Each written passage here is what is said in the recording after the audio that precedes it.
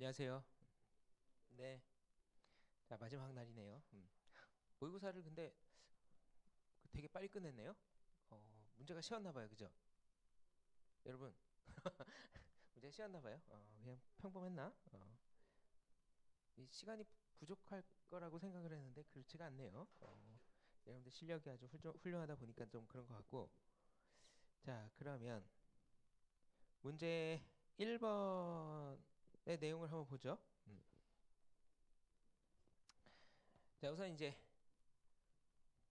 우리가 이제 후속 사건은 이제 출제하시는 분들은 별로 그렇게 중요하게 생각 안 하는데 수험생 분들이 이제 내용이 복잡하다 보니까 굉장히 이제 중요하다 이렇게 생각을 할 수도 있습니다. 그리고 실제적으로 출제가 되면 이제 문제 사이즈로 봤을 때 한 10점 정도는 출제가 될 거기 때문에 실전 시험에 대비를 하려면 끝까지 정리를 하시는 게 좋겠습니다.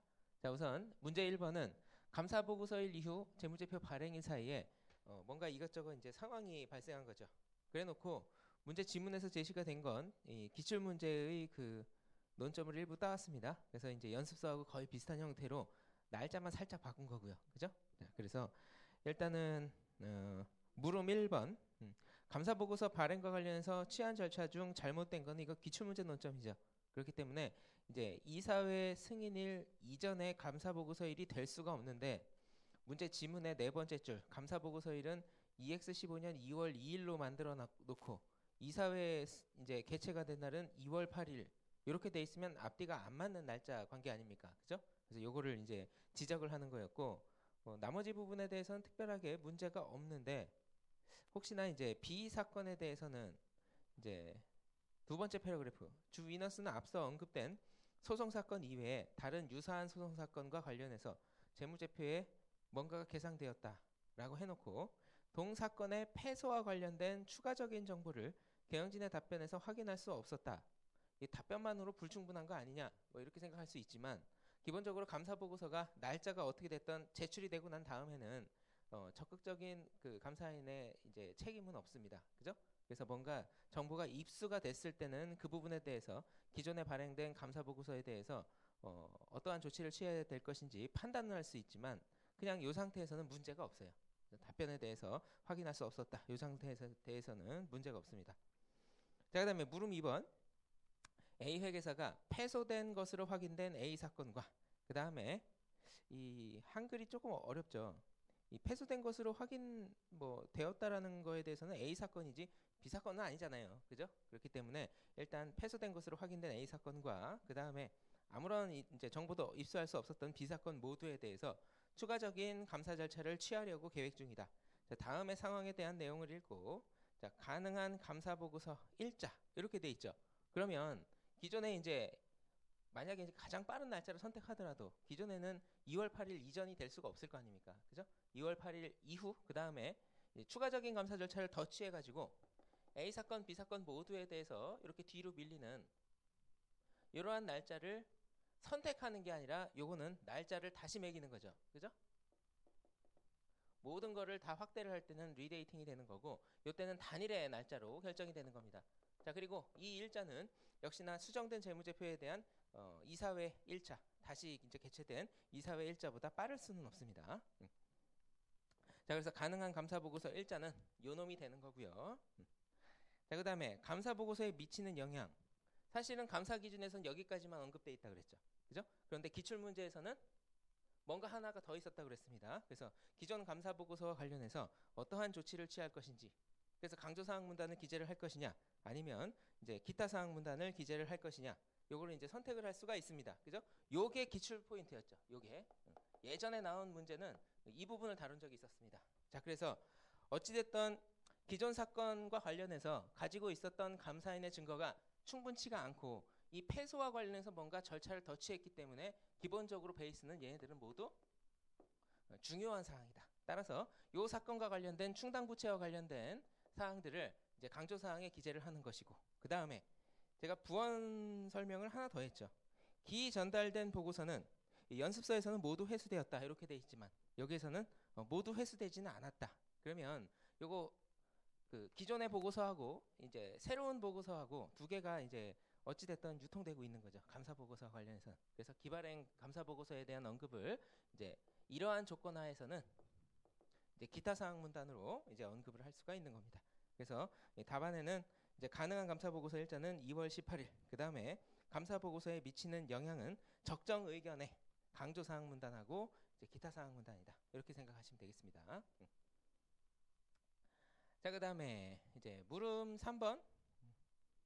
자, 물음 2의 상황에서 만약 A 회계사가 A 사건, B 사건 모두에 대해서 추가적인 절차를 취하지 않고 패소가 확인된 A 사건에 대해서 수정재무제표의 주석에 한정해서 이제 감사 절차를 취하기로 하였다라고 한다면 이 둘 중에 하나 선택할 수 있는 것 중에 요거죠. 그죠? 그래서 날짜는 하나의 날짜로 되거나 아니면 두 개의 날짜를 병행 기재할 수 있는 그 상황이 이제 전개가 될 수가 있습니다. 자, 그다음에 감사인의 위험에 대한 성향에 비추어 양괄호 1번 가능한 감사 보고서 일자와 그다음에 양괄호 2번 감사 보고서에 미치는 영향에 대해서 이제 기술을 해라. 그러면 이게 문제가 충분치가 않단 말이죠. 왜냐하면 여기서는 하나의 일자를 할 것인지 날짜를 병행 기재할 것인지 그 제시가 안 돼 있잖아요. 그죠? 그럼 뭐 가지고 판단하셔야 되냐면 다음 물음에 병행 기재 내용이 나오죠. 그죠? 그래서 종합적으로 이게 이렇게 문제가 나오면 좀 어려운데 분명히 이 문제에서는 단일의 일자로 할 것인지 아니면 요거에 대해서 이제 날짜를 병행 기재할 것인지 이제 제시가 됐었어야 되는데 다른 물음까지 전부 다 고려를 해가지고 답을 어떤 거를 선택해서 내려놔야 될 것인지 판단을 해줘야 되는 예전에 이제 출제가 됐었던 그런 스타일의 문제로 제가 일부러 이렇게 낸 겁니다. 자, 그러면 물음 3번. 자, 감사인의 위험에 대한 성향에 비추어 감사인은 위험에 대해서 보수적인 성향을 가지고 있죠. 그죠? 그렇기 때문에 확대되는 게 아니라 둘 중 하나 선택할 수 있게끔 해놨는데 둘 중 하나 선택인데 노준하 교수님은 어떻게 한다고 그랬어요?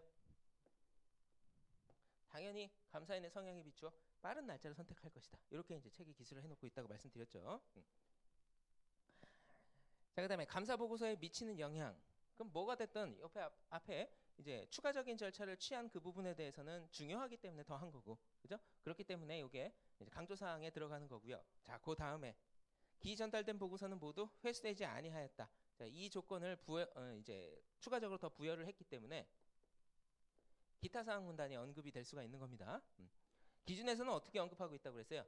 날짜는 둘 중 하나 선택할 수 있다고 그랬고 그 다음에 감사 보고서에 미치는 영향은 그냥 아무런 설명 없이 강조사항 혹은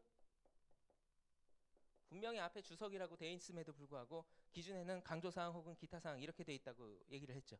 그죠? 그럼에도 불구하고 우리는 시험 문제에서 기발행 보고서에 대한 언급을 요구하기도 했기 때문에 제가 이제 출제 교수님하고 기출 문제를 다 고려를 해가지고 이렇게 이제 문제를 냈다라는 걸 의도를 알고 계시면 되겠습니다. 자, 그다음에 물음 4번. 자, 물음 4번에 답안 양식의 날짜는 둘째 치고요. 양괄호 2번에는 별표를 하세요. 그거는 이제 다음 타자로 나올 수 있습니다. 다음 타자로. 자, 병행 기재했기 때문에 가능한 날짜는 둘 다 모두 이제 기재를 할 수가 있는 거죠. 그죠? 자, 그래 놓고 양괄호 2번.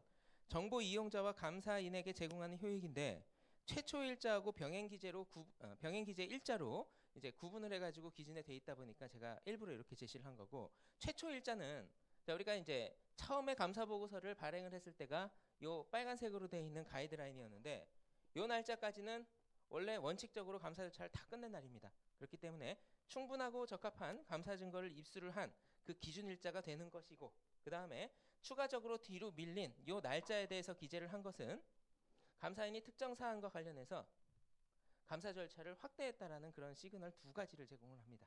그죠? 그렇기 때문에 감사인은 요 날짜까지 기본적으로 책임 범위를 한정을 하고 그 다음에 A 사건에 대해서만 확대돼서 책임을 지는 이런 이제 책임 한정의 기능을 한다. 이렇게 얘기를 했습니다.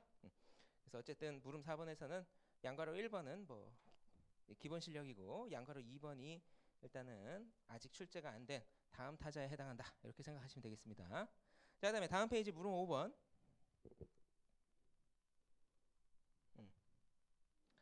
자, 거기에 보시면 이제 물음 3번에서는 감사인의 성향과 관련해서 보수적인 성향에 대해서 이제 암묵적으로 언급을 했었죠. 그죠? 그래 놓고 여기에서는 감사인의 성향하고 관련이 없는 항목, 요거를 이제 선택하라고 했습니다. 자, 그래놓고 보기 1번. 손해배상 소송의 피소 범위가 너무 광범위하다라고 한다면 감사인 입장에서 위험이 올라가는 거죠. 그죠? 그래서 이제 선택대안은 두 가지입니다. 보수를 올리든지 수임 거절하든지. 자, 그다음에 양가로 2번. 중간 감사 시 내부 통제가 유효하다고 평가 결론을 내렸으나 기말 감사 시 실증 절차를 수행하면서 기존에 유효하다는 평가 결론을 뒤집어 엎는 건 가능하다 그랬죠. 그죠? 거꾸로의 광양은 안 된다고 했고 요것만 가능하다고 했습니다. 양가로 3번. 재무제표 전체 수준의 중요성을 산정한 후 수행 중요성을 적용하기 위해서 삭감률은 높여야지 보수적이죠. 그죠? 삭감률을 낮추면 완화되는 그런 계획이 됩니다. 그래서 3번은 일단 기본적인 성향하고는 관계가 없는 거고. 양가로 4번. 부정위험에 대응한 실증 절차를 계획하기 위해서 문서조사 이외에 외부 조회를 수행하는 등 보다 신뢰성 있는 감사 증거 입수 계획을 수립하였다라고 하면 위험이 높은 부분에 어쨌든 간에 이 부분에 대해서 감사인이 회피하려고 신뢰성이 높은 감사 증거를 입수하는 것. 이것도 역시 보수적인 성향하고 관계가 있다. 이렇게 생각을 하셔야 됩니다. 그 정답이 1, 2, 4번이 일단은 맞는 거고 관계가 없는 건 양가로 3번이 되겠죠. 자, 그다음에 물음 6번. 자, 감사 기준에서 이제 재무제표 발행일 이후에 공식적으로 이제 감사 보고서하고 재무제표가 공식적으로 이제 유통이 됩니다. 그러면 다양한 이해관계자들에게 이제 흩뿌려지게 되는데, 자, 만약에 이제 이 부분과 관련해서 사후에 감사 보고서를 제출하고 재무제표도 이제 정보 이용자들한테 전부 다 흩뿌려졌으면 이거를 수습하기에는 굉장히 이제 오랜 시간이 걸립니다. 노력이 많이 들어가죠. 그리고 완벽하게 다 이제 감사 보고서를 회수하지 못하는 그런 경우가 생길 수가 있습니다. 따라서 감사 기준에서는 기발행 보고서와 관련해서 주석과 관련된 내용하고 감사 보고서에 대한 내용을 강조사항 혹은 기타 사항 문단에 기재할 수 있다고 이렇게 애매모호하게 얘기를 합니다. 그러면 이전에 이런 사유에 대해서는 재무제표 발행일 이전에는 이 사유에 대한 설명이 없었는데 재무제표 발행일 이후에는 이렇게 강조사항 혹은 기타 사항 문단으로 주석에 대한 수정 사항과 그 다음에 기발행 보고서에 대한 언급을 할 수 있는 그 이유에 대해서 추가 부원 설명이 있다고 그랬습니다. 자, 그 이유는 이제 ISA에 있는 게 아니고 어디에 있다고 그랬어요? 노준하 교수님 책에 있다고 그랬죠. 그래서 이제 감사 보고서의 이제 신뢰성을 확보하고 그 다음에 하나의 회계 기간에 이제 두 개의 적정 의견 감사 보고서가 돌아다니니까 이게 이제 감사 보고서를 이용하는 사람들 입장에서는 이게 혼란이 빚어질 수 있다는 얘기죠. 그렇기 때문에 시장의 혼란을 이제 방지한다. 이런 두 가지 효익이 있다라는 것을 기억해 주시면 되겠습니다. 자, 그 다음에 문제 2번. 문제 2번의 물음 1번은 이제 문장으로 쓸 수 있게 기억을 해줬으면 좋겠어요. 자, 우리가 이제 감사 보고서일하고 서면 진술일은 이제 단순하게는 같은 건데 우선 이제 ISA에서 언급을 하는 건 그 서면 진술일은 감사 보고서일하고 이제 근접일이어야 되는 거고 서면 진술일은 감사 보고서일 이유가 될 수 없다라고 이게 희한하게 얘기를 한단 말이죠. 그래서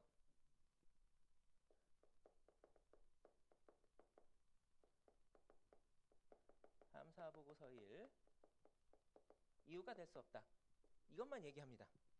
그럼에도 불구하고 이건 같은 날짜로 해요. 이유는 뭐냐면 감사 보고서 일자는 서면 진술서까지 포함해서 충분하고 적합한 감사 증거가 의견 형성을 뒷받침하는데 모두 입수되었는지를 결정하는 날짜가 감사 보고서 1이기 때문에 이 서면 진술도 특정의 경영진 주장을 확인하기 위해서는 충분하고 적합하진 않지만 그래도 요구하는 수준 어떤 수준이었어요? 위험이 너무 높아지는 걸 방지, 확신의 수준이 너무 떨어지는 것을 방지하기 위한 그런 정도의 가이드라인 정도는 된다 그랬죠. 그죠? 그래서 이 서면 진술도 역시 서면 진술서도 역시 충분하고 적합한 감사 증거에 광범위한 이제 범주의 일부가 포함된다고 했습니다. 따라서 이 두 가지 날짜는 같은 걸로 결론을 내리셔야 되겠고 지금 문제에서 요구한 답은 기준의 내용이에요. 그래서 이 문장은 일단 기억을 해줘야 됩니다. 알았죠? 이 문장은 그래서 같은 날짜로 해야 됩니다라고 하면 마음에 안 들 수도 있어요. 그거는 같은 날짜로 해야 된다라고 하는 건 여러분들 마음대로 쓰시고 일단 기준에 나와 있는 건 요거기 때문에 요걸 기준으로 답을 해두시기 바랍니다. 자, 그다음에 물음 2번. 자, 우리가 왜곡 표시의 유형이 사실적 왜곡 표시하고 판단적 왜곡 표시하고 그 다음에 표본감사에서 공부를 했었던 투영된 왜곡 표시가 있다고 그랬죠. 그죠? 양괄호 1번. 경영진은 지분율이 30%이다 라고 하면 여러분들 재무회계 상식에 따라서는 명백한 반증이 없는 이상 지분법을 적용을 해줘야 되죠. 그죠? 그런데 그렇게 하지 않고 매도 가능 증권으로 했다라고 한다면 이건 사실적 왜곡 표시가 돼요. 사실적 왜곡 표시. 자, 그 다음에 양괄호 2번.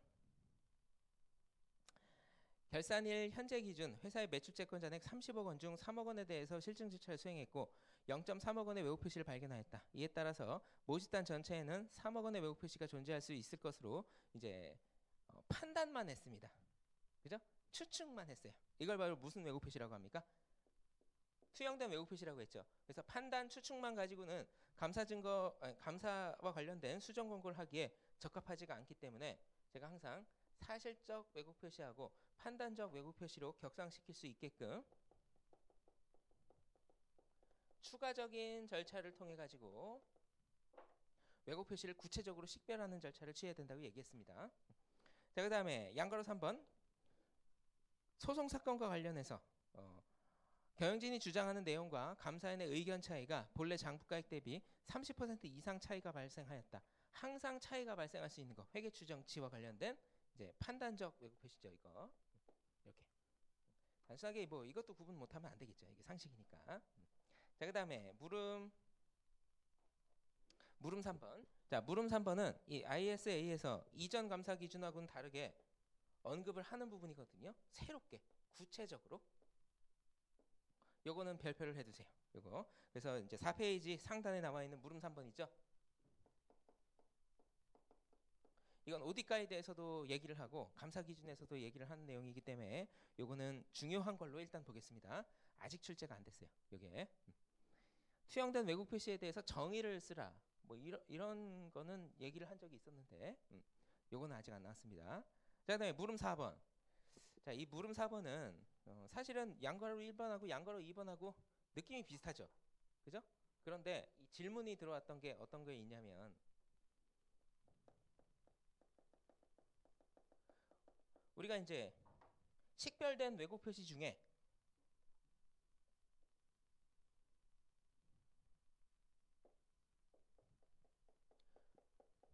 이제 개별적으로 이제 누적적으로 내가 알고 있는 중요한 사항과 중요하지 않은 사항을 모두 합해봤더니 이 정도까지 올라왔다는 얘기죠. 자, 그런데 감사인 입장에서 재무제표 전체 수준의 중요성, 일단 첫 번째 전체 수준의 중요성하고 비교해서 요게 거의 근접한 수준이라고 한다면 일단 내가 알고 있는 사항을 전부 날려버리게끔 식별된 왜곡 표시 사항에 대해서 모두 수정 권고를 하고 그 다음에 기존의 감사 계획이 적절한지 재평가를 한 다음에 전반 감사 전략하고 감사 계획의 개발에 이제 수정되어야 될 그 사유에 대해서 판단을 해줘야 된다. 이렇게 얘기를 하죠.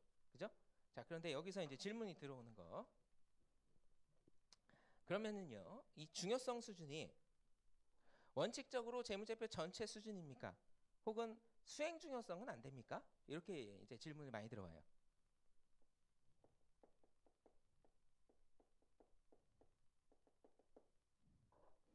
자, 원칙적으로는요. 하얀색이 다 어디 갔죠? 자, 원래 이론적으로는 이게 원칙입니다. 근데 ISA에서는 감사인의 보수적인 성향을 다 고려를 해가지고 미발견된 왜곡 표시 사항과 그 다음에 내가 알고 있는 식별된 왜곡 표시 사항이 누적적으로 감사 후에도 재무제표 전체 수준의 중요성을 초과할 가능성을 사전에 방지하기 위해서 곱하기 1 삭감률을 적용한 수행 중요성을 적용할 수 있다 그랬죠. 그죠? 자, 그래서 이 수행 중요성을 여기에다 대입시켜도 결론은 같은 겁니다. 맞죠? 수험생 입장에서는. 그래서 원칙적으로는 재무제표 전체 수준의 중요성하고 그 다음에 내가 감사를 하면서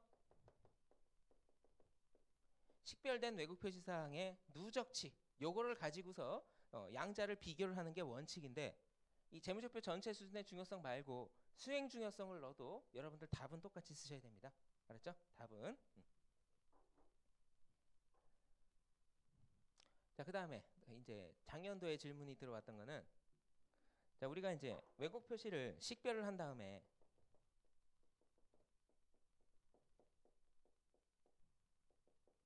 수정 권고를 하면 식별된 것 중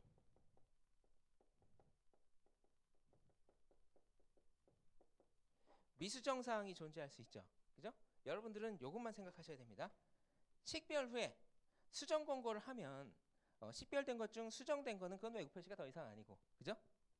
경영진이 받아들이지 않은 것, 요것만 가지고서 판단을 해야 되는 거고, 지금 이 식별됐다라고 하는 건 기본적으로 요걸 가지고 얘기하는 겁니다. 알았죠?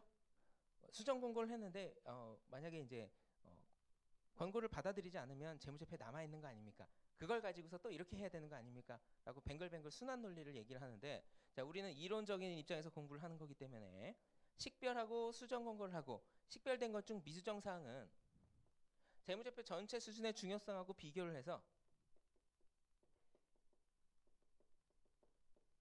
의견 형성하는 데 반영을 하는 겁니다. 아시겠죠? 그래서 식별, 수정 권고, 식별된 것 중 미수정 사항과 관련해서는 여러분들이 단계를 나눠가지고 어떻게 처리를 해야 될 것인지 그거는 조금 분명히 해줬으면 좋겠습니다. 자, 그래서 물음 4번에 양가로 1번하고 양가로 2번은, 자, 양가로 1번 같은 경우에는 재무제표 전체 수준의 이제 중요성에 근접하는 경우고, 양가로 2번은 그 수행 중요성 수준에 이제 근접하는 경우를 얘기를 한 거죠. 그죠? 그래서 이 두 개는 답안 쓰는 게 완전히 똑같다라는 걸 알려주기 위해서 이렇게 쓴 겁니다. 구분을 안 하는 경우도 있더라고요. 제가 교수님들 책을 좀 읽어보니까. 그래서 그분들이 내시기 때문에 그분들이 이제 혼란스럽게 얘기를 해도 여러분들은 대충 알아먹고 답을 잘 써주면 되겠죠. 그죠? 자, 그다음에 물음 5번. 요거는 제가 미는 거예요. 아직 출제 안 됐어요. 교수님들이 이딴 거 좋아해요. 그래서 양가로 일단 양가로 물음 5번 이거는 양가로 1번하고 양가로 2번을 문장 정리를 잘 해주시기 바랍니다. 발표를 하시고요. 그래서 일단 그 밑에서 요구하는 그 왜곡 표시를 수정 권고하는 경우의 효익에 중요한 건 모든 왜곡 표시를 얘기해요. 모든 왜곡 표시를 수정 권고하면 경영진 입장에서 어떠한 의미가 있겠는가. 그래서 경영진의 경우에는 공정한 재무제표를 작성하기 위한 내부 통제를 구축을 하고 운영할 그런 책임이 있기 때문에 내부 통제 구축 운영 그 책임 중에 회계 기록과 관련된 내부 통제, 이 정확한 회계 기록을 유지할 그런 책임이 있고, 그래서 공정한 재무제표를 작성해야 되기 때문에 중요한 왜곡 표시 위험은 낮춰줘야 됩니다. 스스로도. 그죠? 그래서 이 두 가지 포인트는 반드시 기술이 되어야 득점이 되는 거고, 자, 그 다음에 경영진과 적시의 수정 사항을 커뮤니케이션 한다. 그럼 이거는 수정 권고까지도 파악이 되는 거죠. 그럼 예를 들면 이거. 자, 경영진은 지 스스로의 판단에 있어서 공정하다고 생각을 하고 재무제표를 작성해서 줬는데 감사인이 감사를 하면서 이거 중요하다면서 수정사항을 막 제시를 해요. 그죠? 그러면 여기에서 의견의 불일치가 생길 수가 있습니다. 그리고 감사 보고라고 하는 건 감사인 입장에서 판단을 하는 거죠. 우선 경영진 입장에서 지가 공정하다라고 작성을 했는데 그 감사인이 이게 아니다라고 얘기를 하죠. 그럼 다시 판단할 수도 있는 겁니다. 첫 번째는 뭐냐면 이게 중요한 왜곡 표시인지 아닌지 스스로를 판단하게끔 하게 하고, 그 다음에 경영진 입장에서는 감사인의 수정 권고를 받아들일 것이냐 말 것이냐 거꾸로 판단을 해줘야 되겠죠. 그럼 문장을 보시면 왜곡 표시인지 여부를 스스로 판단을 하고, 그 다음에 자, 만약 경영진이 동의하지 않는 경우 필요한 조치를 취하게 한다라고 하는 건 누가 필요한 조치를 하는 거예요? 경영진이 스스로. 이거는 수정사항에 반영하지 않겠습니다. 그럼 그 다음 단계는 감사인은 서면 진술서에 의견이 적정 의견이든 아니면 왜곡 표시 한정이든 아니면 굉장히 전반적이어서 부적정 의견이든 미수정돼서 남아있는 감사인이 아는 사항에 대해서는 경영진을 통해 가지고 서면 진술서 내용에 그 부분을 요약을 해서 받아야 된다고 그랬죠. 그죠? 그래서 이제 감사인이 그렇게 요구를 할 거기 때문에 경영진도 감사인에 대해서 협조적으로 이 서면 진술서에 그 사항은 우리 경영진 입장에서 판단할 때 중요한 사항이 아닙니다. 라는 내용으로 이제 서면 진술서에 담아서 감사인에게 제출을 해줘야 되는 그런 조치 사항이 있는 겁니다. 그래서 요거는 이제 이론적인 부분이고, 제가 볼 때는 이 전체적인 그 내용을 포괄하고 있는 그 철학과 같은 내용이기 때문에 요거는 근간에 나올 가능성이 매우 높습니다. 아직 안 나왔고요. 근간에 나올 이제 가능성이 매우 높아요.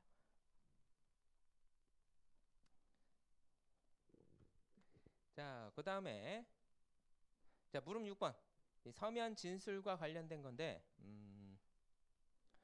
이게 헷갈리지 말라고 했던 걸 문제로 냈습니다. 물음 6번의 양가로 2번. 자, 경영진이 감사인이 요청한 필수 서면 진술 제공을 거부하는 경우에는 이건 무조건 감사 전제 조건이 성립 안 하는 거기 때문에 감사를 다 한 상태에서 여기까지 온 거죠. 그죠? 끝까지 다 온 거 아닙니까?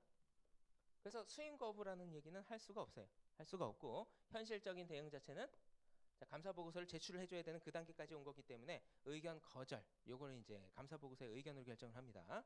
그래서 중요성 따지지 않아요. 전제 조건이기 때문에 O 아니면 X이기 때문에 한정 의견이라는 표현 자체가 틀린 겁니다. 자, 그다음에 양가로 4번 경영진 교체된 경우에 지금 현재 감사를 받고 있는 지금 재직하고 있는 경영진한테 이제 서면 진술을 받아야 된다 그랬죠. 책임 구분하지 않습니다. 모두 인수인계를 받은 거기 때문에. 자, 그다음에 물음 7번. 하여튼 우리 시험과 관련해서 서면 진술과 관련된 거를 싸그리 케이스화해서 담아놓은 겁니다. 이게 작년도 GS에 냈던 것 중에 하나고요. 그래서 물음 7번 요거는 서면 진술과 관련된 케이스와 케이스를 정리하기에 딱 좋겠다. 자, 일단은 양과로 2번 감사인이 매출채권 계상 오류액 4억 원을 수정 공고했는데 어쨌든 의견이 뭐가 됐든 간에 받아들이지 않았답니다. 이거는 무조건 미수정 외국표시 사항은 서면 진술서에 포함시키는 거고. 자, 그다음에 양가로 3번 출납 직원이 부정을 저질렀어요. 3억 원이나. 그러니까 그래놓고 출납 직원의 급여 및 퇴직금 압류액으로 1억 원이 회수 가능할 것으로 판단해서 재무제표에는 적정하게 채권 2억 원으로 계상을 했습니다. 이렇게 일단 외국 표시가 있어요, 없어요? 외국 표시는 없습니다. 그런데 뭐와 관련해서 있어요? 종업원 경영진 제3자와 관련된 부정행위가 알고 있는 거는 이게 다다라는 거를 서면 진술에 포함시켜야 되겠죠. 그죠? 그래서 외국 표시와 관련된 게 아니고 부정행위하고 관계가 있습니다. 자, 그다음에 양가로 4번. 자, 이거는 복합적으로 다 있는 거예요. 미수정 외국 표시 사항하고 부정행위하고. 그래서 알고 있는 부정, 내가 알고 있는 부정 전부 너한테 다 알려줬다. 그다음에 미수정 외국 표시 사항 중에 경영진이 감사인하고는 다르게 다음 사항은 중요한 외국 표시 사항으로 보지 않습니다. 라고 해서 감사인이 수정 권고했지만 경영진이 받아들이지 않은 그 사항에 대해서도 경영진 서면 진술 사항에 포함시켜야 되죠. 자, 그다음에 양가로 5번. 자, 이거는 사후 서비스 비용이기 때문에 판매보증 충당부채죠. 판매보증 충당부채는 이거는 일반적인 회계추정치로 보겠습니다. 자, 그래서 이건 회계추정치와 관련해서는 항상 감사인이 위험이 높아질 수 있는 그런 요소가 있기 때문에 위험이 낮아지지 않도록, 위험이 높아지지 않도록 확신의 수준이 떨어지지 않도록 서면 진술서를 입수를 해줘야 된다 그랬습니다. 그죠? 자, 그 다음에 양가로 6번. 외국 표시 때문에 의견이 변경됐습니다. 변형이 됐습니다. 이런 경우에도 역시 서면 진술서에 그 내용을 포함시켜서 받아야 된다고 그랬습니다. 그래서 경영진은 항상 공정한 그 재무제표 작성 책임이 있는 거기 때문에 스스로도 내 입장에서는 공정한데 감사인이 이거를 중요한 외국 표시라고 집계를 해준 것이다. 경영진은 전혀 이 사항에 대해서 동의하지 않는다라고 해줘야 지 스스로 책임을 다 지키는 거가 되는 겁니다. 그래서 스스로를 위해서도 서면 진술 사항을 감사인에게 제출을 하는 게 맞는 거죠. 자, 그다음에 문제 3번. 자, 문제 3번은 이게 질문을 많이 받은 것 중심으로 그 다음에 요 정도만 알면 나머지 거는 그냥 시험을 보는데 별로 그렇게 큰 지장이 없다라는 것만 담아놨습니다. 그래서 약간 아리까리한 부분도 있을 수도 있고요. 자, 우선 이제 사례 1번. 이제 기출문제의 문장을 살짝 바꾼 겁니다. 자, 그래서 이제 A주가 있고 B주가 있는데 A주의 매출 및 채권 잔액의 거의 대부분이 100% 자회사인 이제 B주한테 이제 걸려 있는 것들이죠. 그죠? 그래서 B주가 까딱 잘못하면 계속기업 가능성에 뭔가 문제가 발생하면 A 회사도 크게 문제가 발생하는 거죠. 그죠? 자, 그래서 이제 6페이지 오른쪽 컬럼 맨 상단 첫 번째 줄 보시면 마지막에 이러한 영향으로 서울회계법인은 자, P투자회사가 아니라 이제 투자회사죠. 감사 대상 회사 A주가 계속기업의 존속 능력에 유동성에 심각한 위협이 존재하는 것으로 판단하고 있다. 그죠? 뭔가 굉장한 이제 위험성을 이제 알게 된 겁니다. 자, 이러한 상황의 심각성을 인식한 A주의 경영진은 몇 가지 작업책을 제시는 했어요. 그죠? 그 경영진이 뭔가 이것저것 제시를 했죠. 감사인의 판단이 제일 중요합니다. 맨 마지막 부분. 한편 서울회계법인은 경영진이 제시한 자구책에 실현 가능성이 전혀 없다고 판단하고 있기 때문에 주석 공시하고는 전혀 관계없이 어떻게 되는 겁니까? 이거는 무조건 계속기업 가정에 대한 불확실성으로 부적정이 되는 거죠. 중요성 따지지 않죠. 근본적인 거기 때문에. 자, 그 다음에 한 가지 더. 이거는 뭐 중요성 여부하고 관계없이 어찌됐거나 100% 자회사에 대해서 매출 채권하고 매출액이 거의 대부분을 차지하고 있다라고 하면 특수관계자 거래가 굉장히 중요하겠죠. 그죠? 딱 봐도 사실은 전반적입니다. 중요성을 이제 초과하는 거기 때문에 이 특수관계자 거래와 관련된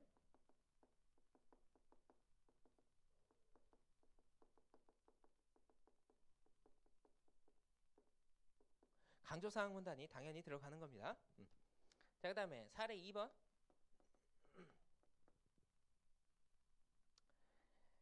자, 기말 이후 1월 20일에 이제 화재가 발생을 했습니다. 자, 그런데 이것저것 다 좋은데 밑에서 네 번째 줄 약간 오해 소진이 있어요. 자, 회사는 이와 관련하여 재무제표에 원래는 문제가 어떻게 나와야 됩니까? 재무제표 및 주석에, 그죠? 이렇게 돼야 되는데 여러분들은 이제 조금 헷갈린 듯 보이지만 맨 마지막에 뭐라고 돼 있냐면 감사인인 서울회계법인과 이 부분에 대해서 뭐가 됐든 의견이 대립되고 있대요. 뭐 감사인이 뭐 맞게 했는지 아니 절대적인 정답인지 뭔지 어쨌든 애매모호하게 제시를 해놓고 서울회계법인과 의견이 대립되고 있다? 그러면 일단 기본적으로 왜곡 표시가 되는 거죠. 그죠? 그래서 이 부분은 일단 전반적인 건 아니고 중간에 보시면 이제 중요한 비중이다 라고 했기 때문에 왜곡 표시에 따른 한정. 이렇게 이제 보시면 되겠어요. 왜곡 표시에 따른 한정. 아 참. 그다음에 뭐 이거는 뭐 얘기 안 해도 되는 겁니까? 아니 지금 화재가 굉장히 중요한 게 발생을 했는데, 그죠? 이건 정보 이용자 입장에서 중요할 거 아니에요. 그래서 여기에 강조 사항 이렇게 기재하면 안 됩니까? 자, 조합으로는 가능한데 이 강조 사항에 기재될 게 어디에 들어가요? 의견 불이치와 관련해서. 그죠? 한정 의견의 근거 문단에 들어가죠. 그래서 효율성 차원에서 이거는 옵션이기 때문에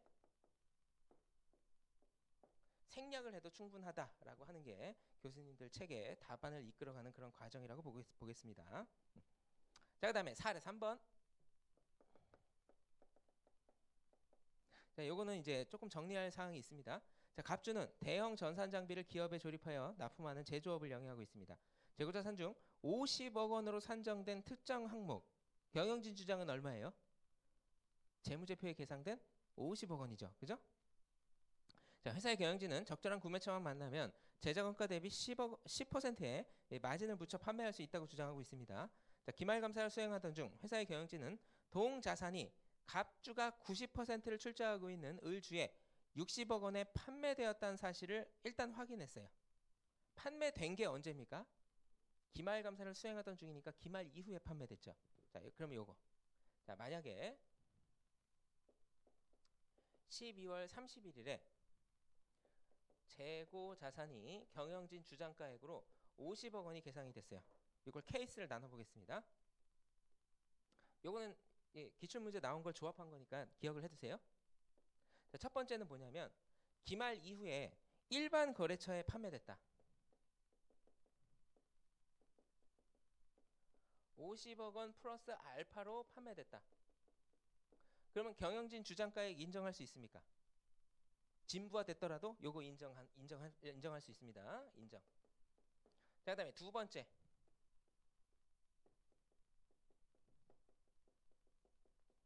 특수관계자에게 판매가 됐어요. 그런데 50억 원 플러스 알파에 정상가격 이상으로 뭐 고가가 됐든 간에 아니 원가가 됐든 간에 하여튼 플러스 알파를 붙여가지고 판매가 됐습니다. 특수관계자는 일단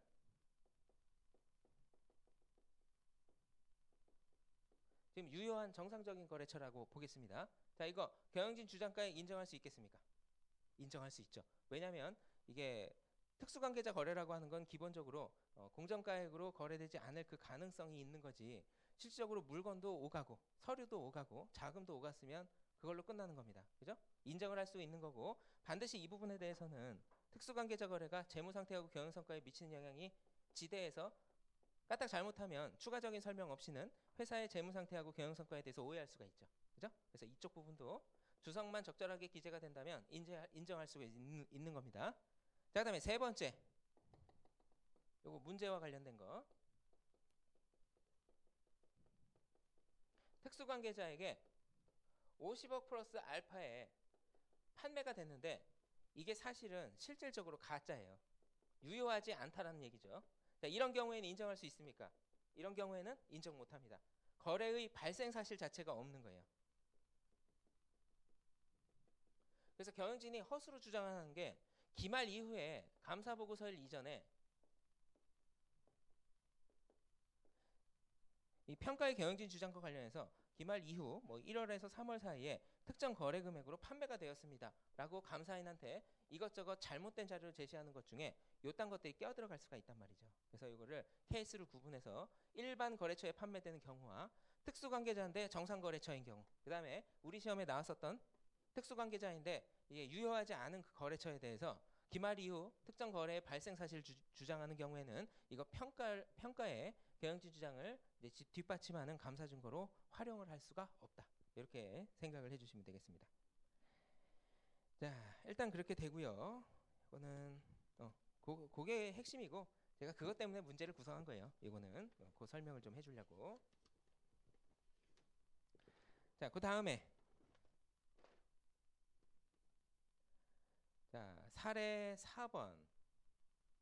요거는 이제 그죠? 저기 어디죠? 우간다에 있는 빠필로 회계법인 뭐 이거 가지고서 이제 뭐 문제를 낸 건데, 자, 뭐가 됐든 간에 이제 주주총회가 얼마 남지 않고 이제 실증 절차를 수행하기에는 너무 늦었고, 그다음에 감사인이 대체적 절차를 수행하기에 이제 안전에도 위협이 이제 있죠. 그죠? 말라리아 이런 거. 네.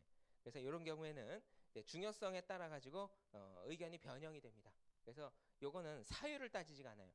감사인의 감사 계획이 잘못됐든 아니면 그다음에 불가항력적인 사유든 혹은 경영진의 이제 감사 회피하고 이제 비협조 때문이든, 그래서 사례 4번하고 사례 5번하고 사례 6번이 우리 시험에 나왔던 모든 케이스 범위 제한과 관련된 내용을 다 언급을 하고 있는 겁니다. 자, 그래서 불가항력적인 사유, 그 다음에 대치적 절차를 수행할 수 없는 현실적인 사유, 경영진의 비협조, 그 다음에 감사인의 감사 계획을 잘못 수립한 그런 경우에 역시나 원칙적으로 범위 제한에 따라서 그 중요성에 따라서 한정 혹은 의견 거절을 이제 제시를 해줘야 되는 그런 케이스죠. 자, 그래서 사례 4번은 의견 거절이고, 자, 그 다음에 사례 5번. 자, 여기에서는 이제 두 번째 패러그래프 두 번째 줄. A 회계사는 회사의 의도적인 감사 회피와 비협조로 사전에 계획된 시간을 투입하고서도 감사 증거를 충분하게 이제 수집하지 못하였다고 판단되었다. 그래서 요거는 전반적이진 않지만 중요하다. 이거는 뭡니까? 그죠? 범위 제한에 따른 한정이죠. 그죠? 자, 그다음에 사례 6번. 자, 일단 내용상으로 봤을 때 단기에 처음 감사를 했어요. 그럼 뭐가 됐든 감사 보고서에 미친 영향은 초도 감사이면 무조건 전기에 감사를 받았든 안 받았든 기타 사항 문단 생각하라고 말씀드렸죠. 자, 그 다음에 요거는 이제 재고자산 장비가 전체 재무제표에 차지하는 비중이 35%라고 했고 전반적이진 않고 그냥 중요하다라고 일단은 얘기를 한 겁니다. 아, 참 여러분, 자, 요거 할 때 초도 감사 시 기초 잔액에 대한 테스트 요거를 못했다라고 하면 원칙적으로 어떤 의견 생각하셔야 돼요? 중요성에 따라서 한정 의견 거절이죠. 근데 만약에 중요하면 한정 생각해야 되겠죠. 그죠? 자, 그런데 만약에 이제 재무제표별로 다른 의견을 표명하겠다라는 언급이 있으면 재무제표별로 의견을 다 각각 선택할 수 있어야 됩니다. 알았죠? 그래서 그 부분이 이제 초도감사 시 기초잔액 테스트와 관련해서는 이제 8페이지에 나와 있는 물음 2번 있죠. 요게 이제 2003년에 한번 나오고 그 다음에 이제 감사 기준이 이제 이걸 허용을 안 하다 보니까 요걸 안 나왔습니다. 쭉 안 나오다가 ISA가 이제 다시 이제 옛날 기준으로 돌아갔다 그랬죠. 그죠? 그래서 요거는 일단 별표를 치세요. 8페이지에 나와 있는 물음 2번은 나올 때가 됐고 후보군이다. 그래서 일단 별표를 좀 해주시기 바랍니다. 자, 일단 그래요. 그래서 4, 5, 6은 여러분들 입장에서 일단은 구분을 하시라는 차원으로 제가 드린 거고요. 자, 그 다음에 사례 7번. 자, 사례 7번에 여러분들 네 번째 줄에 보시면 감사보고서는 발행 전 전달 전이죠. 전달 전이면 사실은 감사보고서일이 경과가 됐다고 하더라도 마치 감사보고서일이 도래 안 한 것처럼 생각해 주시면 됩니다. 그래서 어쨌든 감사보고서일 이전에 감사인은 충분하고 적합한 감사 증거를 입수를 해야 되는 그런 적극적인 책임이 있는 상황에서, 자, 그 다음에 두 번째 패러그래프. 서울회계법인은 회사가 작성한 사업보고서, 이거 기타 정보죠. 기타 정보가 잘못됐다. 그러니까 우리는 감사 의견을 형성하는 게 주 목적이지 기타 정보까지 모두 고려를 한 사업 보고서까지 모두 고려를 한 감사 의견을 제시하는 건 아니죠. 그래서 원칙적으로는 적정 플러스 다른 부분에 대해서 감사 보고서 이용자들이 헷갈리지 말라고 이제 기타 사항 문단 이렇게 표현을 할 수가 있습니다. 그래서 항상 의견을 이제 형성을 할 때 사업 보고서 혹은 기타 정보하고 감사 보고서에 불일치 사항이 있다. 그러면 감사 보고서에 문제가 없으면 적정 의견 플러스 그 다음에 기타 사항만 생각하세요. 맞죠? 추가적으로 언급을 할 때는 예를 들면 우리 ISA에서는 이제 희한한 거 냈다고 그랬죠, 그죠? 그 뭐 감사 보고서의 발행을 보류할 것을 고려하고 계약 해지를 할 수 있을 것까지도 고려를 해라라고 하는 이상한 게 있었지만 그거는 여러분들한테 서술하라고 쓸 때는 거기까지 쓸 수 있어야 되고 의견을 결정할 때는 이렇게 하는 거예요, 알았죠? 적정 플러스 기타. 부원 설명이 있는 경우에만 거기까지 갑니다.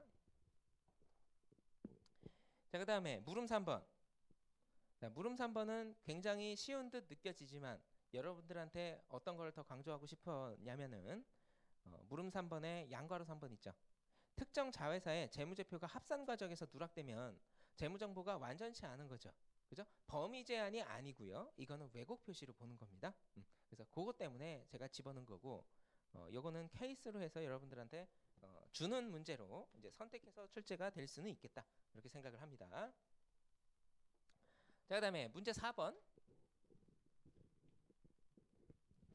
자, 요거는 이제 작년도에 그룹 감사에서 위험 평가와 대응에 대해서 문제가 출제가 됐죠. 그죠?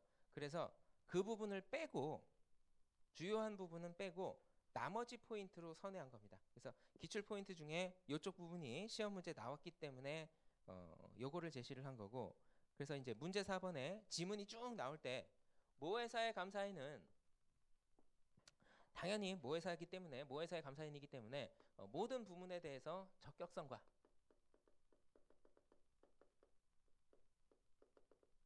독립성을 만족했다라는 걸 전제로 누구를 평가하는 겁니까? 부문 감사인을 평가를 하는 거죠. 그죠? 그래서 적격성도 만족이 되어야 되고 그다음에 독립성은 당연히 만족이 되어야 감사 품질이 확보가 된다 그랬습니다. 그래서 부문 감사인의 적격성에 뭔가 문제가 발생했을 경우 그다음에 윤리적인 요구상 주로 독립성에 문제가 발생했을 경우 그다음에 얘하고 얘는 별도의 독립적인 법인격이기 때문에 하나의 팀 내에 소속된 게 아니기 때문에 얘를 통해 가지고 뭔가 충분하고 적합한 감사 증거 입수가 가능하다고 스스로 확신이 있어야 됩니다. 그죠? 그리고 얘가 해외에 소재하는 경우에 해당 국가에서 모회사에 이것저것 보고하는 것을 방지하는 제약하의 환경에 있는 경우 그런 경우에도 역시나 결론은 감사 증거를 입수할 수 있어야 되는 그런 판단이 있어야 된다고 그랬습니다. 그죠? 그래서 감사 기준에서 얘기를 하기를 독립성은 극복 못한다고 그랬고 나머지 거에 대해서는 어느 정도 극복할 수 있다고 그랬죠. 그죠? 그래서 적격성의 경우에는 요거는 극복이 가능하고 그래서 이제 모회사 감사인이 얘를 제껴버리고 해당 부분에 대해서 감사를 별도로 또 추가적으로 할 수도 있는 겁니다. 그죠? 그래서 이거는 직접 감사로 해결 가능한 거고 그 다음에 자 이거 극복 못한다라는 부분에 대해서 질문이 많이 들어와요. 저도 이제 책을 쓸 때 감사 기준 곧대로 쓰다 보니까 오해 소지가 생길 수가 있는데 극복 못한다라고 해서 지금 ISA에서 부과하고 있는 그룹 감사에 대한 모든 책임이 모회사에 있다라는 거에 대한 거는 면피를 할 수가 없습니다. 따라서 수단과 방법을 가리지 말고 이 부분에 대해서는 극복을 해줘야 돼요. 자, 만약에 이전 기준처럼 이제 특정 부분에 대해서 모회사 감사인하고 자회사 감사인하고 책임 한계를 구분할 수 있다. 그럼 그 다음에 추가적인 액션이 필요가 없습니다. 그런데 ISA에서는 얘가 어떤 놈이건 어떤 불량한 놈이건 간에 그룹 감사 보고서에서 이 부분에 대한 책임 한계를 절대 구분 못하고 하나로 떠안아야 되다 보니까 독립성을 극복 못한다. 그러면 이 부분도 역시 직접 감사로라도 해결을 해줘야 돼요. 요거. 자, 그 다음에 예준 회계법인이 대한회계법인 자회사 부문 감사인의 업무를 한번 평가를 해봤더니 위험 평가에 심각한 하자가 있답니다. 그리고 감사 계획에 하자가 있어요. 그러면 위험 평가에 관여를 해서 어떻게 또 할 수가 있겠습니까?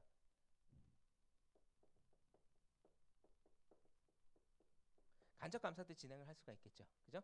그래서 기준의 내용하고 뭐 완벽하게 일치하게 쓴다라기보다 논리를 세워가지고 이쪽 방향으로 끌고 가시면 되겠어요. 이렇게. 자, 자, 그다음에 충분하고 적합한 감사 증거하고 그다음에 그 부문 감사인이 특정 법률의 제약하에 있는 경우 중에 충분하고 적합한 감사 증거에 대해서는 언급 없고 특정 부문의 이제 제약 환경하에 있는 경우에는 이제 비망록 형태로 이제 공식적이지 않은 문서 형태로 부문 감사인으로부터 특정의 정보를 제공받아서 감사를 수행할 수 있으면 그걸로 충분하다 했습니다. 자, 그러면 여러분들 지문에서 밑에서 둘, 넷, 여섯, 일곱 번째 줄 보시면 여기 기타 산업에 속한 회사들에 대한 회계감사 경험과 전문가가 없다 이렇게 돼 있죠. 요 부분이 부문감사인의 어떤 부분을 얘기하는 겁니까? 요거 그죠? 부문감사인의 적격성에 대해서 언급을 하는 거죠. 그죠? 자, 그리고 자, 요거는 이제 맨 마지막 패러그래프 그러나부터 끝의 문장까지 요거는 사실은 이제 규정 2하고 이제 조금 겹칠 수 있다라고 얘기는 할 수도 있지만 어쨌든 부문 감사인으로부터 이제 모회사 감사인이 필요로 하는 정보를 이제 현행 법률에 따라서 원만하게 협조해서 받을 수 있다라는 그런 내용이기 때문에 규정 1하고 규정 2를 먼저 이제 답안의 내용에 제시를 했기 때문에 나머지 내용은 적격성하고 충분하고 적합한 감사 증거에 대해서는 그 두 가지 문장을 찾아서 그냥 기술하시면 정답이 됩니다. 그래서 예전에 나왔던 시험 문제를 제가 약간 바꿔가지고 낸 걸로 생각하시면 되겠고요. 자, 그다음에 양가로 2번 규정 1하고 규정 2. 자, 요거를 이제 대응을 하려면 어떻게 해야 되느냐? 요거 독립성에 대해서는 극복할 수가 없기 때문에 모회사 감사인이 직접, 그죠? 그룹 감사인이 직접 감사를 수행한다라고 하는 거하고 그 다음에 뭐였죠? 하나가 감사인을 적극적으로 감독하는 규정 환경이 아니라 규제 환경이죠. 미안합니다. 규제 환경이죠. 규정 2에는 감사인을 적극적으로 감독하는 규제 환경. 규제 환경 하에 부문 감사인이 업무를 수행하는 경우에는 비망록 형태로 모회사 감사인, 그룹 감사인이 원하는 정보를 입수해서 감사를 계획하고 수행할 수 있으면 됩니다.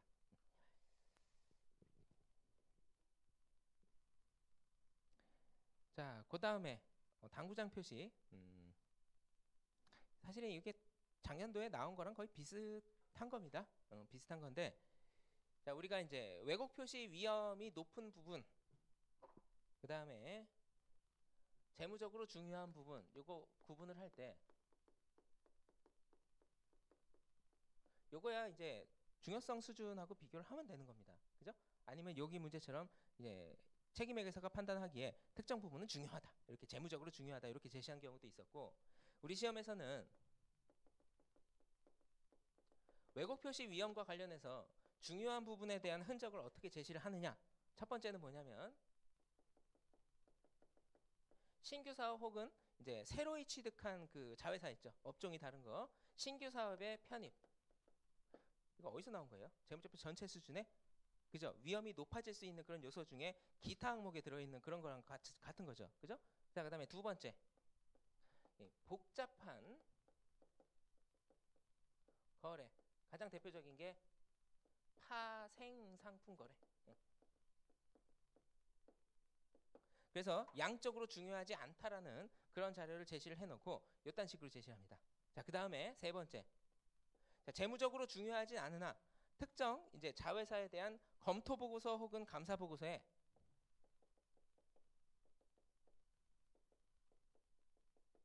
변형된 의견이 있다. 그러면 검토가 됐던 감사가 됐던 검토에서 질문과 분석 절차 수준으로 감사를 했는데 왜곡 표시가 발견이 됐으면 더 디테일하게 하면 더 크게 이제 변질될 수 있겠죠.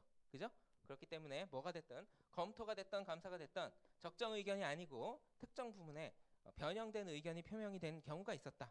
그러면 그거는 양적인 중요성 판단할 거 없이 질적으로 중요한 걸로 보는 겁니다. 자, 그래서 차남의 경우에는 새로 편입이 됐기 때문에 재무제표 전체 수준의 중요성, 4억에 해당한 아니죠. 특정 부문에 대한 중요성, 4억을 넘어가는 당기순이익을 보유하고 있기 때문에 일단 재무적으로 중요한 데다가 신규로 편입이 됐기 때문에 왜곡 표시 가능성이 높아집니다.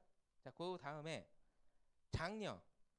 장려의 경우에는 그 중요성 수준이 3억 원이고 당기순이익이 2억 원이기 때문에 재무적으로는 중요하진 않지만, 자, 장려의 경우에는 맨 밑에 복잡한 성격의 파생 상품 계약이 들어있기 때문에 왜곡 표시 위험이 높아지는 걸로 볼 수가 있겠고, 그 다음에 EX 16년도에는 감사를 또 안 받았어요. 그죠? 그래서 그래서 신뢰할 수 있는 그런 재무제표도 아니고, 따라서 모회사 감사인, 그룹 감사인 입장에서는 요 장려주에 대해서 뭐가 됐든 감사를 진행을 해줘야 되는 그런 이슈 사항이 존재하게 되는 겁니다. 자, 그다음에 물음 3번. 물음 3번은 이건 특별하게 대단한 문제가 아니고, 제가 이제 별도 재무제표 감사에서 중요성 수준을 배분을 할 때 처음에 배분 대상이 된 그 금액과 계정 과목별로 뿌려진 그 금액의 합계를 비교했을 때 일반적으로 연관 관계와 상쇄 효과를 고려를 해서 부문의 합계가 재무제표 전체 수준의 중요성보다 보통은 크게 배분한다, 이렇게 얘기를 하죠. 그것도 똑같이 요거하고 서로 내부 거래가 존재할 수 있는 이런 부문들이 잔뜩 있는데 똑같이 깔끔하게 나누면 역시나 보수적인 계획, 비효율적인 계획으로 빠질 수가 있겠다라는 차원으로 이렇게 비교하고자 낸 겁니다. 근데 아직 물음 3번은 시기상조예요. 물음 3번은 왜냐하면 거기까지 비교를 해서 정리하시는 강사분들도 아직 없고요. 아시겠죠?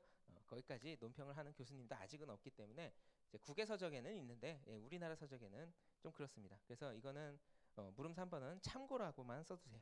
참고라고만. 별도 재무제표에서는 나올 수가 있는데 아직은 이제 기준이 나올 게 많이 있기 때문에 아직은 조금 별로입니다. 자, 그다음에 물음 4번. 시사적이기 때문에 감사인 일치화 현상, 요거 ISA는 책임 한계를 구분 안 하기 때문에 어떻게 모회사 감사인이 모든 책임을 떠안는 것처럼 보이죠. 그렇기 때문에 이제 빅4 회계법인, 우리나라의 경우에는 빅4 회계법인이 이제 굉장히 큰 회사들을 감사를 하기 때문에 자회사 감사인까지 모두 겸임할 가능성이 높다. 그래서 지금 현재 굉장히 독과점화되어 있는데도 불구하고 독과점 현상이 더 심해지는 그런 부작용이 있는가 하면 감사 품질이 로컬 회계법인보다는 일반적으로 빅4 회계법인이 더 이제 품질 관리 정책과 절차가 더 잘 마련되어 있기 때문에 감사 품질이 높아질 수 있는 그런 장점도 있습니다. 그래서 한 가지씩만 일단 기억해 두시면 되겠어요. 자, 그다음에 문제 5번. 자, 문제 5번은 여러분들 기출문제하고 비슷하게 보이지만 약간 조금씩 차이는 있습니다. 아시겠죠? 절대 똑같이 제가 안 내는 거고. 자, 그래서 이제 물음 1번. 자, 11페이지에 물음 1번. 자, 물음 1번에 양괄호 1번. 도서관 자석 배정 시스템의 전자추천 방식이 투명하게 운영되고 있다는 것. 직접 보고 인증 업무입니까? 주장 기준 인증 업무입니까? 여러분? 직접 보고 인증 업무죠. 여러분, 헷갈리면 안 돼요? 표정 이상한데요? 여러분도 답지 않게. 자. 뭐 책임자가 있고, 그 다음에 의도된 이용자가 있고, 그 다음에 여기 공인회계사가 있을 때 인증 업무를 한다라고 하면 특정 대상에 대해서 직접 보고서 그 부분에 대해서 이제 확신의 수준, 이제 요구되는 확신의 수준에 따라서 이제 보고서를 발행을 하는 그런 형태가 직접 보고 인증 업무고, 그게 양괄호 1번이고, 그다음에 양괄호 2번. 도서관 좌석 배정 시스템의 전자추천 방식이 투명하게 운영되고 있다는 것까지면 직접 보고 인증 업무인데 학교법인 감사의 평가 보고서에 대한, 그죠? 이렇게 돼 있기 때문에 중간에 뭐가 껴 들어갔어요? 평가 보고서가 껴 들어갔기 때문에 주장 기준 인증 업무입니다. 그죠? 자, 그리고 양괄호 1번은 제한적 확신이고 양괄호 2번은 합리적 확신이에요. 그죠? 요걸 가지고서 적합한 의견 문단 예시된 것 중에 각각 하나씩 선택하라는 겁니다. 그래서 B번. 우리의 의견으로는 전자추천 운영 방식이 사립대학 도서관 운영 기준에 따라, 준거 기준에 따라 중요성의 관점에서, 자, 제한적 확신이니까 중요하게 왜곡 표시되었다는 점이 발견되지 아니하였습니다랑 거의 비슷하게 비효과적으로 운영되고 있다는 점이 발견되지 아니하였습니다. 이렇게 이제 무의견 문단 선택해 주시면 되겠고, 그다음에 C번. 자, 이건 주장 기준 인증 업무에 대한 합리적 확신이기 때문에, 자, 반가로 C번. 자, 우리의 의견으로는 전자추천 방식 운영이 사립대학 도서관 운영 기준에 따라 효과적으로 운영되고 있다는 감사의 주장은 중요성의 관점에서 적정하게 표시되어 있습니다. 자, 요게 주장 기준 인증 업무에 대한 합리적 확신을 제공하는 문단이 되겠습니다. 작년에 제가 이걸 GS 때 냈더니 거의 한 80% 정도가 멘탈 붕괴에 빠지더라고요. 이런 걸 본 적이 없다라는 거죠. 본 적이 없어도 감사하고 검토를 공부했기 때문에 대충 어느 정도 믹스해서 선택을 할 수는 있는 거예요. 그죠? 그냥 단순하게 이제 인증 업무 개념 체계를 암기를 한다고 해서 시험 문제가 해결되는 그런 경우는 거의 없다고 보시면 되겠습니다. 자, 그다음에 물음 2번 한술 더 뜨죠. 의견 문단 제시해 보래요. 생짜로 제시하라기보다 어쨌든 위에 케이스를 이제 제시를 했기 때문에 알아서 컨닝해가지고 어떻게 변형해서 써봐라. 센스를 좀 발휘를 해봐라. 이렇게 이제 문장을 제시를 한 겁니다. 자, 그다음에 문제 6번. 자, 문제 6번은 전산 환경인데 이제 지면에 제약이 있다 보니까 제가 이제 그 독립성 훼손 위협하고 이것저것 연결을 시켰어요. 그래서 사실 원 문제는 이제 이호익 교수님 책에 그 고급 응용 문제라고 돼 있는 게 있는데 그대로 베끼면 안 되잖아요. 그래서 변형을 시키고 변형을 시켜서 2단 변신 이제 문제가 되겠습니다. 자, 3단 변신, 2단 변신 문제가 되겠어요. 자, 일단 물음 1번. 자, 어떤 건 일반 통제고 어떤 건 응용 통제인지 구분할 수가 있겠죠. 그죠? 자, 그 중에서 자, 물음 2번. 자, A번. 프로그래머와 오퍼레이터의 업무 동시에 수행 못하게 하는 건 전산 이제 부서 내의 업무 분장을 얘기하는 거죠.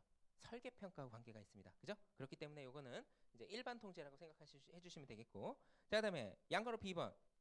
자, 메인 프레임에 연결된 터미널에 접근하기 위해서 정당한 권한을 가진 인원이 별도의 패스워드를 부여받아서 그 기능만 사용하게끔 보안 통제를 만들어 놓은 거죠. 이것도 역시 내부 통제 설계와 관련이 있기 때문에 일반 통제라고 생각하시면 되겠고. C번. 입력 처리 출력 중에 출력 부분하고 관계가 있는 거죠. 그죠? 출력 통제. 그래서 이제 출력과 관련해서 출력되는 경우 배부 일지를 작성하도록 하고 이렇게 필요한 부수만큼 출력되게끔 하는 것. 그래서 우리 시험에는 여기까지 나왔기 때문에 제가 재차 강조를 하기 위해서 이렇게 구분을 한 겁니다.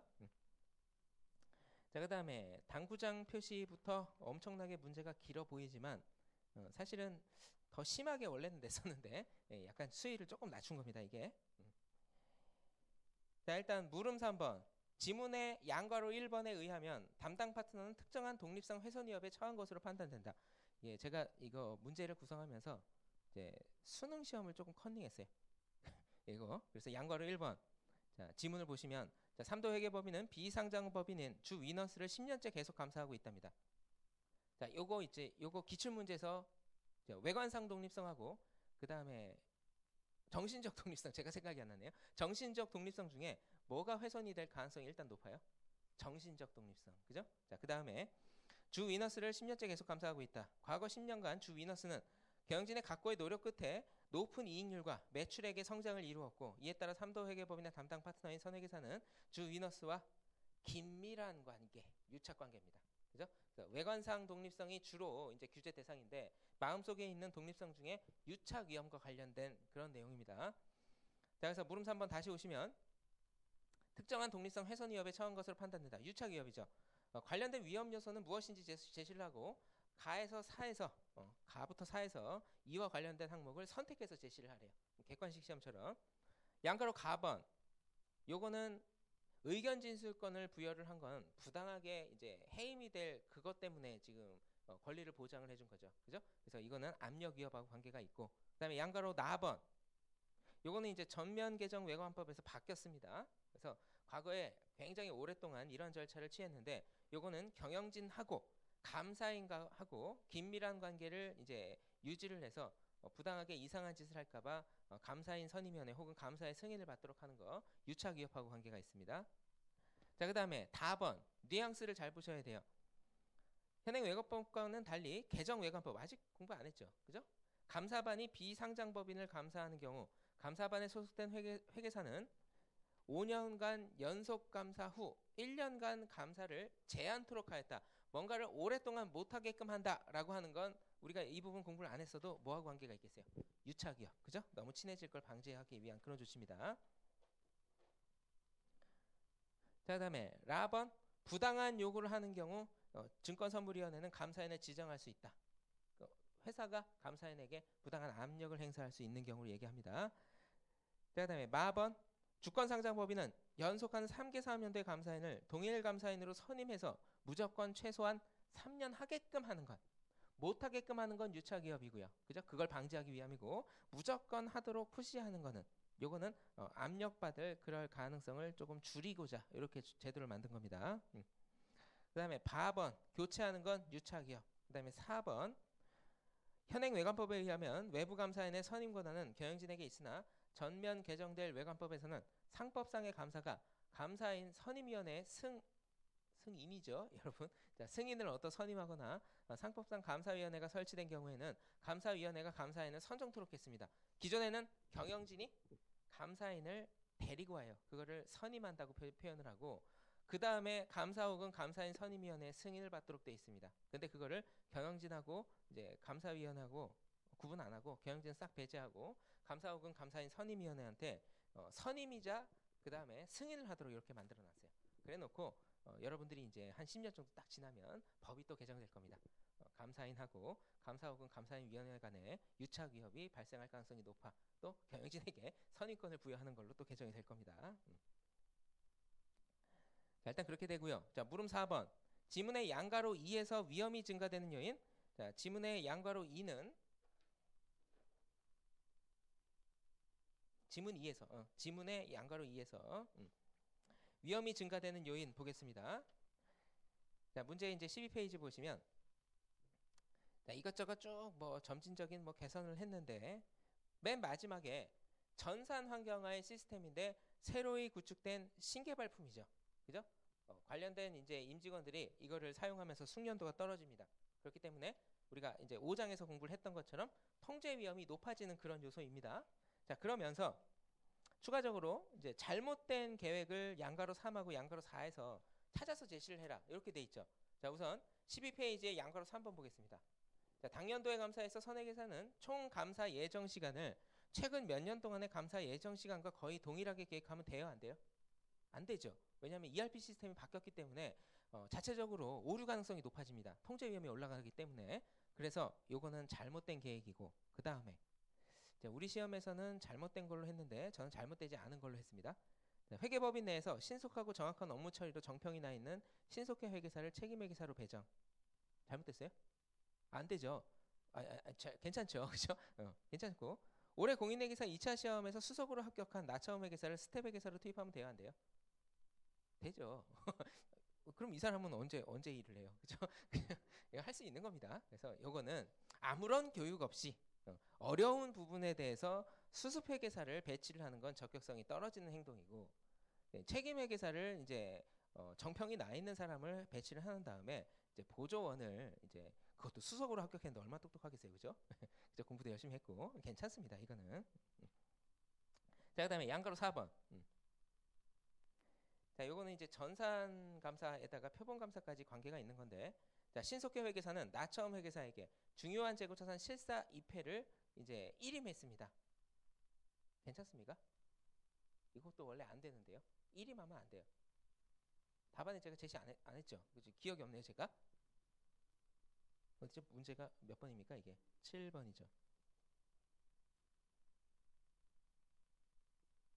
여러분 하나 더 지적하셔야 돼요. 자, 양가로 4번에 신속회 회계사는 나처음 회계사에게 중요한 재고자산 실사 2패를 일임하면 안 돼요. 그죠? 시키고 지가 검토하면 괜찮은데 일임하면 안 됩니다. 일임하면 안 되고요. 자, 그 다음에 나처음 회계사는 재고자산 총액이 증가하였으나 그 다음에 이제 표시를 해두십시오. 전년도에 오류가 거의 없었다는 이유로 표본수를 감소시켰다. 내부 통제 변화가 없으면 이렇게 해도 됩니다. 그런데 내부 통제가 급격하게 바뀌었죠. 이렇게 하면 돼요, 안 돼요? 안 되죠. 처음 감사하는 것처럼 강화해가지고 통제 테스트를 해줘야 됩니다. 그래서 전년도에 오류가 거의 없었다는 이유로 표본수를 감소시키면 안 되는 겁니다. 이거 통제 테스트에서 표본수는 증가시켜야 돼요. 유효하다라는 감사 증거를 입수하려고 한다면. 자, 그다음에 통제 위험이 높았기 때문에 실증 절차의 범위는요 확대되는 거죠. 그죠? 그렇게. 그런 방법론으로 기억하시면 되겠습니다. 자, 확인된 표본 중에서 평가와 관련된 경영진주장과 관련된 그 다음에 밑줄 하세요. 이거 표본 감사에서 예전에 나왔던 건데 과대계상 항목이 몇 개 발견되었으나 발견된 오류의 합계가 중요하지 않아 별도의 조치는 취하지 않았대요. 이게 지금 실증 절차하고 통제 테스트에서는 얘기가 조금씩 틀려집니다. 통제 테스트에서 통제 테스트를 하는데 이탈 사항이 발견이 됐으면 통제 테스트를 하는 목적이 뭡니까? 해당 내부 통제가 유효하다는 증거를 입수하기 위한 그런 계획이죠. 그런데 중간중간 오류가 금액하고는 관계없이 이탈 사항이 한 건, 두 건 발견이 됩니다. 그러면 해당 내부 통제가 유효하다는 증거를 입수할 가능성이 떨어지는 거죠. 입수할 가능성이 떨어지면 표본 감사에서 어떻게 한다고 그랬어요? 표본 크기를 확대해서 오류율을 떨어뜨리는 그런 계획으로 간다 그랬죠. 그래서 굉장히 조금 종합적인 판단이 이루어져야 됩니다. 이거 표본 감사까지 같이 연결을 시켜서 정리를 좀 해주시면 좋겠습니다. 자, 그래서 이게 만약에 실증 절차라고 한다면 발견된 오류 합계가 중요하지 않아. 이제 별도의 조치는 취하지 않았다라는 이런 부분에 대해서는 중요하지 않은 부분도 수정 권고를 해야 된다. 이렇게 하면은 얘기가 맞아요. 그죠? 그 정도는 얘기가 맞습니다. 근데 이건 어디에도 부합하지 않습니다. 자, 선행회사는 신속회 회계사와 나처음 회계사에게 노고를 취하하면 선행회사도 잘못됐죠. 그죠? 대단히 못했는데 이 부분까지도 지적을 또 할 수도 있겠습니다. 자, 이렇게 되고요. 자, 그 다음에 자, 물음 5번. 자, 당해년도 감사 결과 새로운 ERP 내의 회계 정보 중 후속 조사 결과 재고 자산이 중대하게 과대평가되었다는 사실을 확인하게 되었다. 자, 그 다음부터 문장을 좀 주의할게요. 폐기 처리된 재고 자산이 회사의 장부에서는 적절하게 감수 처리되지 않았으며 새로운 ERP 시스템 내부에서는 어떠한 원인인지 명확히 파악되지 않았으면 이거 주변 감사한 거예요? 자체 감사한 거예요? 시스템 자체 감사를 한 게 아니죠. 시스템 주변 감사를 한 겁니다. 그래서 입력 내용하고 출력 내용만 가지고서 이제 통제 테스트를 한 겁니다. 아시겠죠? 요게 흔적이에요. 요거. 어렵죠. 이효익 교수님 책이 어려워요. 물론 제가 중간에 적절하게 좀 변질시키긴 했지만 그래서 어쨌든 간에 폐기 처리된 재고자산이 회사의 장부 시스템에서는 적절하게 감수 처리되지 않았다는 아웃풋이 나왔는데 자, 새로운 ERP 시스템 내부에서는 어떤 원인인지 파악되진 않았으나 입력 자료에서는 문제가 없으나 단가 계산 결과 오류 때문인 것으로 사후적으로 판명이 되었다라고 하면 입력 자료를 가지고서 출력 자료만 가지고서 판단을 한 겁니다. 그래서 주변 감사 방법을 적용을 한 거고요. 자, 그다음에 물음 6번. 물음 6번은 암기라고 쓰세요. 아시겠죠? 물음 6번은 그래서 전산 내부 통제가 유효하기 위한 조건 최근에 출제가 안 됐기 때문에 문제에 이제 점수를 주는 걸로 여러분들 생각을 해서 정보 처리는 일단 모든 게 전산 작업이든 아니면 그 수작업 작업이든 간에 모든 정보는 완전하게 처리가 돼야 되고 그다음에 전산 환경이기 때문에 보안이 굉장히 중요하다 그랬죠. 그래서 데이터 보안이 유지가 돼야 되고 그다음에 내부 통제 구성 요소가 기존의 5가지 구성 요소에서 개념적으로 통제 활동과 관련해서 이제 일반 통제하고 응용 통제로 바뀐다 그랬습니다. 그래서 효과적인 응용 통제하고 효과적인 일반 통제하고 효과적인 응용 통제 모두 2가지가 다 만족이 돼야 해당 내부 통제는 적절하다. 따라서 중요한 외국 표시 시험이 낮다. 이렇게 이제 평가 결론을 내릴 수가 있다 그랬죠. 그래서 그 3가지 포인트는 반드시 기억을 해주시면 좋겠고. 자, 그다음에 문제 7번. 문제 7번에 물음 1번하고 물음 2번 있죠. 요거는 제가 책에서 설명한 거니까 생략을 하고요. 물음 3번은 이거 통제 테스트죠. 근데 전수조사하면 됩니까? 안 됩니까? 안 되지요. 그죠? 통제 테스트는 전수조사에 적합하지가 않습니다. 오히려 실증 절차에 적합하죠. 그래서 표본감사에서 전수조사가 적합한 그 사례 중에 통제 테스트에는 일반적으로 적합하지 않고 다만 전산 환경 하에서는 전수조사가 이제 효율성 차원에서 효과적이다. 이렇게 이상하게 표현한다 그랬습니다. 그래서 그런 예외 사항에만 가능하고 이렇게 나오면 틀린 걸로 지적하라고 말씀드렸습니다. 자, 그다음에 물음 4번. 자, 물음 4번은 이게 시험에서 나올 수 있는 특정 항목 추출하고 비통계적 표본 감사 요거를 구분하는 그 문장으로 제시가 될 경우에 여러분들이 구분하기가 쉽지 않을 거기 때문에 제가 미리 문제를 드리는 겁니다. 자, 물음 4번에 전수조사는 됐고요. 양괄호 1번. 자, 감사인이 기업과 거래의 성격, 내부 통제와 관련된 내부 통제 같은 사항에 대한 정보를 수집할 수 있는 항목을 추출하기 위해 매출 거래를 이해하는 게 가장 기업과 거래의 성격을 이해하는 것이 가장 좋겠다라고 지 스스로 특정 항목을 딱 집은 거죠. 그죠? 그래서 요거는 특정 항목 추출이 되는 거고. 자, 그다음에 양괄호 2번. 자, 감사인이 매출 채권 잔액의 거의 대부분을 차지하고 있으며 그 다음에 하이라이트 하세요. 매출 채권 전체의 특성을 나타내고 있다고 판단되는 거기에. 그래서 통계적인 추출하고 비통계적인 추출 방법 중에 판단적 추출법 있죠. 그죠? 그 부분에 해당하는 거고 거래처 A하고 거래처 B를 중점적으로 테스트하기 위한 계획을 수립하고 수행하였다. 사실은 양괄호 2번하고 양괄호 1번은 실무적으로 구분 못합니다.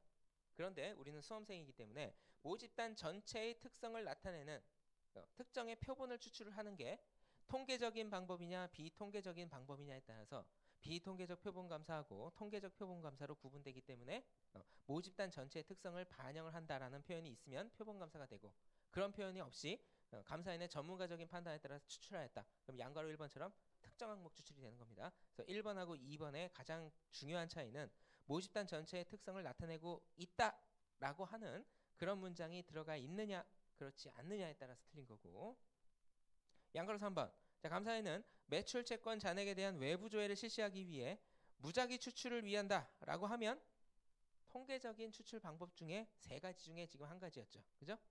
난수표를 이용해서 모집단을 구성하는 모든 거래처에게 추출대 기여를 부여하기 위해 그 다음에 일정한 표본 간격에 의해서 선택된 거래처, 이렇게 돼 있으면 표본 간격을 일정하게 만들어 놓으면 모집단에 그대로 적용하는 순간, 난수표에서 특정 거래처를 선정하는 순간 체계적으로, 그렇죠, 표본 수가 결정이 되죠. 그래서 무작위 추출 플러스 체계적 추출법이 결합된 그런 표현이 되겠습니다. 그래서 이거는 통계적인 표본 감사 방법이 되는 겁니다.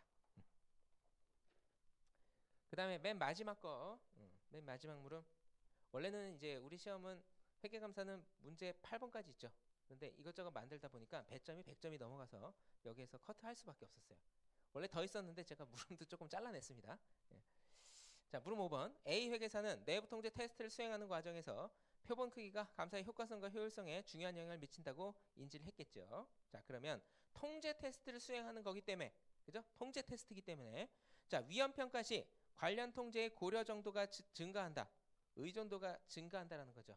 그렇기 때문에 내부 통제가 유효하다라는 감사 증거를 입수해야 됩니다. 그래서 플러스가 되는 거고. 자, 그 다음에 여러분들 이거. 자, 통제 테스트에서 모집단에 대해서 일부 표본을 선택을 해서 테스트를 했더니 이탈사항, 예외사항이 많이 발견됐다.